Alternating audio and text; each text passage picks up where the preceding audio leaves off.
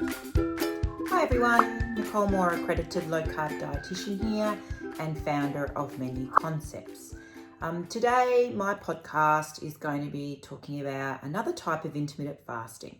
So I've covered 5-2, which is one fasting tool that we can put in our toolbox, and today I'm going to talk about 16-8 or an 18-6. So again, to recap, intermittent fasting is a very powerful tool to help you look at losing weight, to help you reverse your diabetes, to help reduce inflammation, improve your lipids like your cholesterol, to lower blood pressure. It's also super amazing to prevent cancers, Alzheimer's disease. Our bodies really are meant for intermittent fasting. If you think of the caveman days, we sat in a cave. If there was food, we would eat it. If there wasn't, we would fast. Now in our society, we're told eat 3 meals, eat snacks all day to keep your metabolic rate going. Doesn't quite make sense considering most of the population, or 50% of our population now, has obesity issues or diabetes. They've got diabetes, weight issues. We've got lots of blood pressure and cholesterol, people having gut problems. So intermittent fasting, an amazing tool, whether it be you want to lose weight or you're improving other health conditions that you have.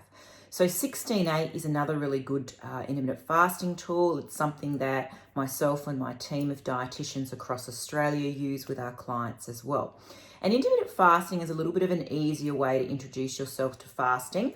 I've talked previously about 5-2, and that's a great tool, but it can be a little bit hard. So if 5-2 is a bit difficult, try 16-8. And what is a 16-8? Well, what it means is that there needs to be a 16-hour window where you're not eating at all. And I know that sounds really long, but in actual fact, a lot of that fasting will happen overnight. So what 16-8 means is that you will finish feeding, let's say at 6 p.m. at night, and then nothing else. So you can have water. You could have black tea and coffee if you really need it. Water is the best strategy. But water, black tea, black coffee, you finish at 6 p.m. Now 6 p.m. to 6 a.m. is 12 hours. And then 6 a.m. to 10 a.m. would be your 16 hours. So it's pretty easy, right? You finish eating at 6 p.m. You only have water now, and you wait till 10 a.m. the next day, and then you can start eating. So you could have a late breakfast, then you could go to your lunch and your dinner. I still recommend that when you do eat, you eat low carb. And if you want more low carb recipes and menu plans, go to my website, www.menuconcepts.com.au. And again, low carb means no potatoes, rice, pasta, bread, fruit, and things made from those products, okay? So if we did a 16-hour fast, we could start once a week. We could finish at our 6 o'clock, and we start at 10 a.m. If you eat later, so you don't finish till 7 or 8, then it just means you start later the next day.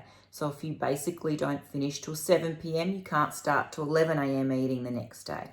If you finish at 8 p.m, because it's a late sports night, then you can't start eating really till 12 o'clock. So you can be very flexible with it, and you can, once you've finished eating, wait your 16 hours. You could start it once a week, and then you could make it happen 3 or 4 times a week. And once you practice it, it's again a really powerful tool to get really good weight loss. So 16-8 is something that we use in the clinics, and then when people are very used to sort of doing it once a week, they then very easily will flow into it 3, 4, or 5 times a week. I just don't suggest that you do it 7 days a week, because I think like anything, you need a break mentally, but also your metabolic rate needs to kind of have different things going on all the time. So you don't want to kind of just get it used to the 16-8, 7 days a week. So start with once a week, build it up. I, again, combine my 16-8 with my 5-2 fasting, and we'll talk about that in another podcast. But yeah, start your 16-8. And what happens is once you've got it to 3 or 4 times a week, you then might go 18-6. So suddenly you realize at 16 hours, you're still not hungry. So therefore you'll go to lunchtime. So I get a lot of people who end up sort of finishing eating at 6 p.m. So it's a good kind of habit. And then they don't start eating till 12. So then they won't eat breakfast, and they have lunch and they have dinner. Don't eat breakfast, you say, isn't it the most important meal of the day? Well, not really. The whole consensus of eating breakfast is people say it keeps your metabolic rate going. But if you eat a low carb diet, it keeps your a hormone called insulin at a very stable, low level over, the day. And when your insulin hormone is low, it lets your body get to your fat stores, okay? So that's really important. And we'll come back to some more low carb stuff. So if you keep a low carb diet and you don't eat a lot of potato and bread, or you don't eat really any potato, bread, pasta, rice, fruit, anything made with those products, so if anything made from that, grains and starches, then your insulin will stay low, your body will access your fat freezer more readily, which means if you don't eat breakfast and you wake up and your body goes, I need a little bit of energy, what it's going to do is it's actually going to be able to access your fat freezer and take the fat it needs from your belly or from your butt or wherever the fat stores are in your body, and it will use it as an energy source. So in actual fact, intermittent fasting has been shown in the research to increase your metabolic rate, and you end up burning more calories per day. If you skip a meal but you're eating a traditional diet, which is bread, like a sandwich at lunch, and breakfast cereal and some low GI sweet potato and fruit throughout the day, your insulin stays high. Your body can't get to your fat, which means then if you skip a meal, your body can't get any energy because it can't get to your fat stores. So it goes, well, what do? I'm going to make you hungrier.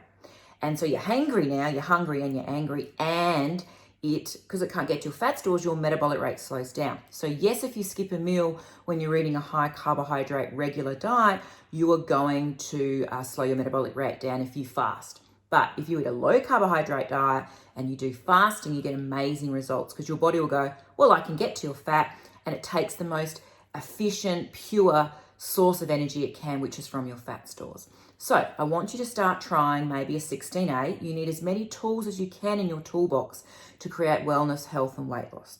So start with a 16-8, start once a week, build your way up to 3 or 4 times a week, and then extend your fast from 16 to 8. If you want to eat all of your meals in the shorter window, that is okay, all right? Eventually you won't need to. Eventually you'll find you can have 2 meals a day and a snack and you're done, because remember, fasting reduces your appetite as well. So that's my chat today about 16-8 intermittent fasting, another tool that you can add. If you want more information, if you want low carb dietetic support, then visit my website www.menuconcepts.com.au. I have a huge team of low carb intermittent fasting dietitians that will definitely be able to help you. So thank you. I hope you enjoyed that.